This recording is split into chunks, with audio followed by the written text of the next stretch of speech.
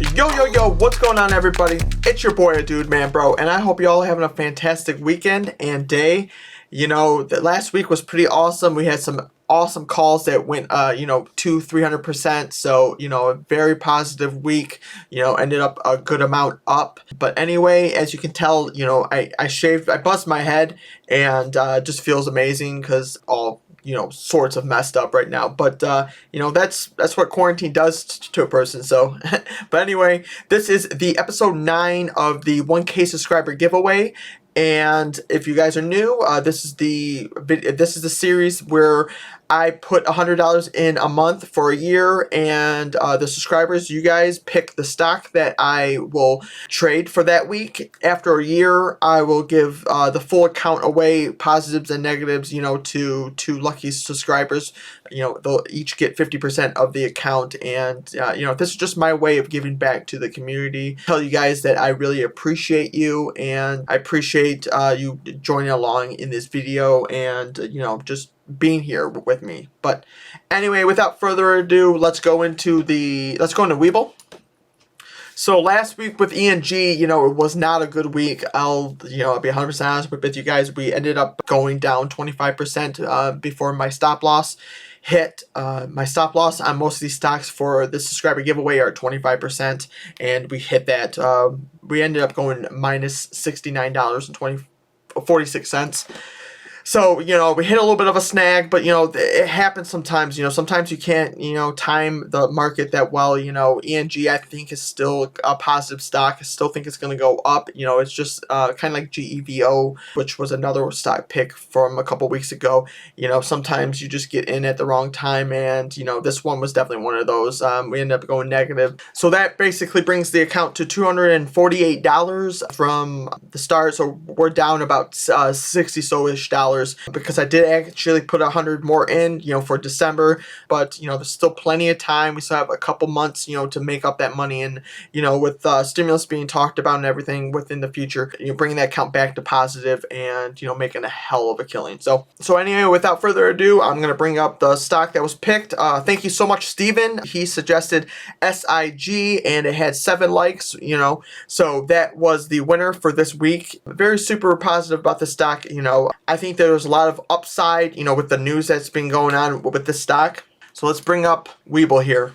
So a lot of positive things going on with this stock. They brought out a couple articles that say that instead of shopping for shoes and clothing and whatnot, they're actually shopping for jewelry, for Zoom calls and whatnot. I actually did not know that. Signet they had 3 new lines that are kind of designed to be around Zoom calls and everything, which is different, but hey, it seems like they're killing it with those. They just released their earnings from Q3, and they did really well. They were up 9% year over year, which is positive numbers.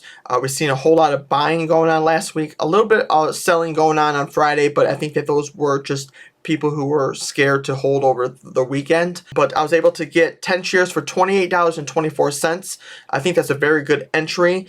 And so let's bring up some articles here. This is the first article. They beat their EPS by 77 cents, which is really good based on revenue. They're up 160 million from the year over year. This is a lot to do with they closed a good amount of stores, but they actually still have 1 store in each state of the United States, so that's very positive, that they didn't close out of every location.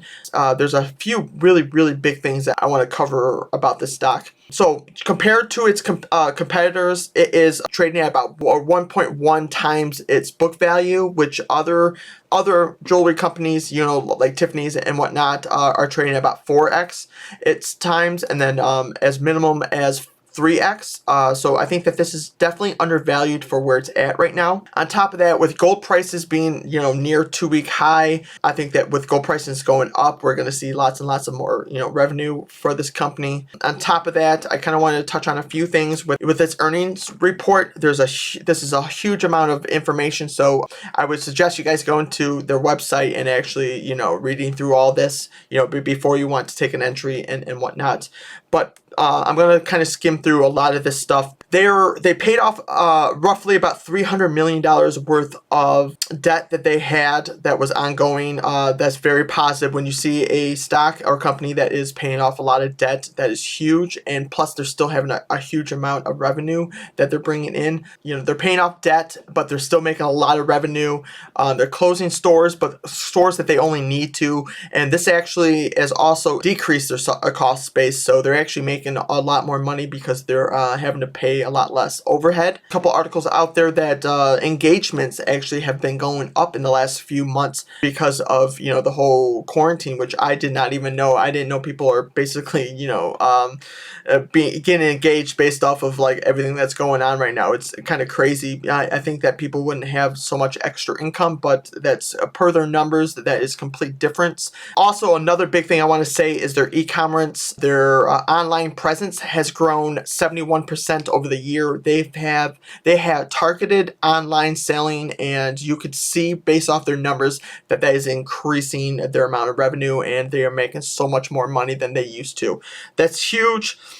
I also think that analysts are going to start giving this a better price target. As of right now, it has about a $30, $29, which is actually lower than where it's at right now. I think that we're going to see an increase on the price target, and once we see that, I think the stock is going to really start going up a lot. And yeah, so with all this increase, with all this new revenue that they're doing, they actually did have a dividend before this whole pandemic happened. They stopped it from going on, but I think with the two really big things coming up, if the price target is increased and if the dividend is reestablished, I think that this stock could see a huge surplus of people coming back to it, and you know, with gold prices going up too, I could see it, you know, going huge, you know, maybe 20-30% from where it's at right now.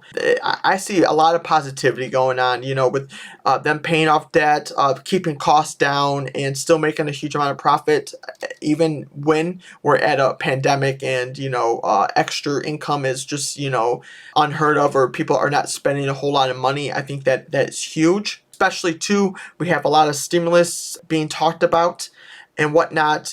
With that being said, I think that more people are going to be buying gold and jewelry. You know, when you put money into the economy, people spend it, you know, on what they want. You know, the people who may not need it for rent and whatnot might be buying jewelry and whatnot.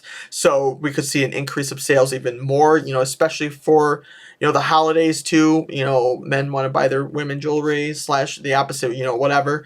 So we could see even more increase year over year for this company, and we could see some awesome gains on it. So the chart's looking pretty decent. Like I said, it looks like that we are on an uptrend here. We are definitely starting to, you know, pass the overbought, but I think that's a good sign. I think that we're going to start seeing a lot more retail investors / a lot of different investors coming in and buying the stock up a good amount. Like I said, I think there's a huge amount of positivity behind this stock, and I think that we are going to start seeing some possible like 20-30% from where it's at right now. And anyway, that's the video. I hope you really enjoyed it. I hope you enjoyed my analysis and what I thought about the stock, you know, with a few different articles and whatnot based off of a couple different figures and whatnot. You know, this is going to be this week, so actually please leave in the comments below what you want me to pick for next week. You know, please, if someone else has the same exact stock than you, just go ahead and like it. It has a better chance of being picked.